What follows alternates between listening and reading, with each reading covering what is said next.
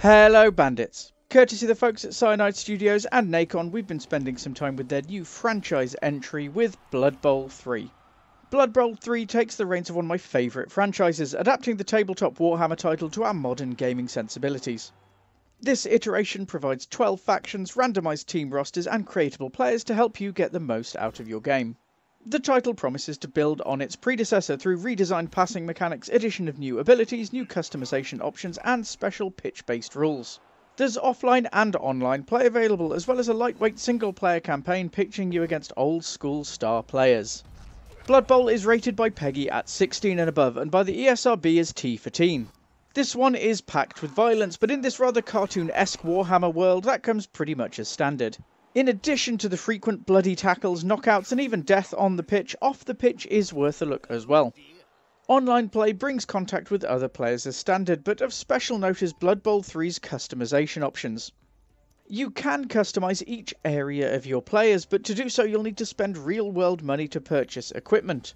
What's worse is that each single item is used on one single player type for one single race. With all of this in the way, drug mentions by way of alcohol seems a pretty small element, but that's there too. Certainly for us, it's not one which we'll be letting the Micro Bandits get their hands on for some time, and we'd recommend you ensure any payment capabilities are locked down before anything else. For accessibility in terms of gameplay, the turn-based nature of the title makes it pretty laid back and easy to use. You will have to think about things, but you have time and space to do it with a pretty lenient player timer for your turn. Sadly, frequent crashes, an incredibly confusing UI, and a lack of save points within matches makes it incredibly hard to pick up and put down. Overall, because of these issues, Blood Bowl 3 is getting an accessibility rating of intense. And with that stacked up onto the rundown, our 5-point rating for Blood Bowl 3. Gameplay 2. I was really looking forward to this installment in the franchise, but it has let me down significantly. Getting into a game is tough enough, but in-game we've had frequent stalls and hang-ups. Sometimes this means that the AI players take a literal 60 seconds to ponder their actions before moving anybody, which feels like an eternity when you're sat waiting. We've also had many times where the game just hangs, with no crashes without resolving the action of you or your opponent. When this happens towards the end of a match with no mid-match saves, it is absolutely soul-crushing. Visuals too. The overall in-game visuals are quite nice and certainly an improvement on the last installment. Unfortunately though, each player looks pretty much the same. Each species has its own individual units, but apart from that, all unit types for that species just look the same, unless you pay to customize their armor. Sadly, the UI for the title itself is baffling, making it incredibly hard to get into online or offline matches. It's so hard to negotiate your way into an online game that after having one we gave up and set off on an expedition to find the single player campaign instead. Audio too.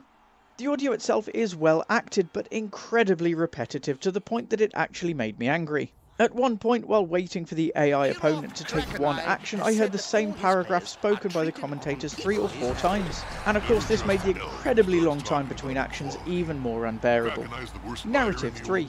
The promise of a single-player campaign is a little lofty here, and while there are some good progressive elements, the rest of the game unfortunately just gets in the way. I quickly took to ignoring story elements because I knew I would have to hear them 2 or 3 times when restarting matches after the title crashed out.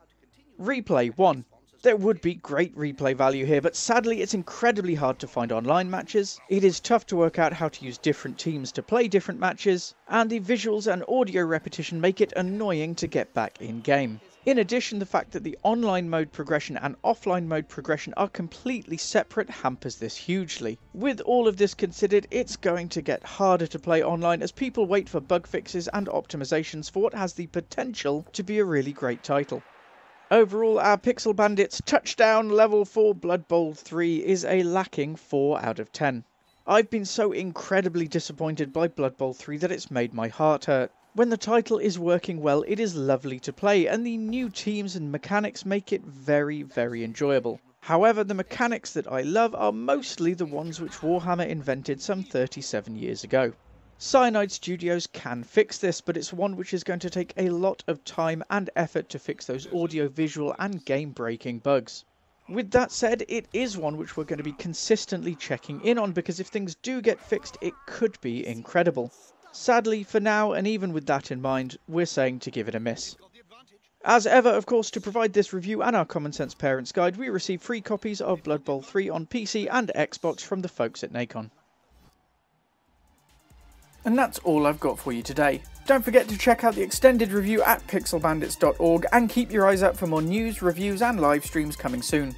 If you can spare enough for a coffee, every donation helps us keep Pixel Bandits ad-free and independent, and either way we'll see you again very soon, so don't wander too far.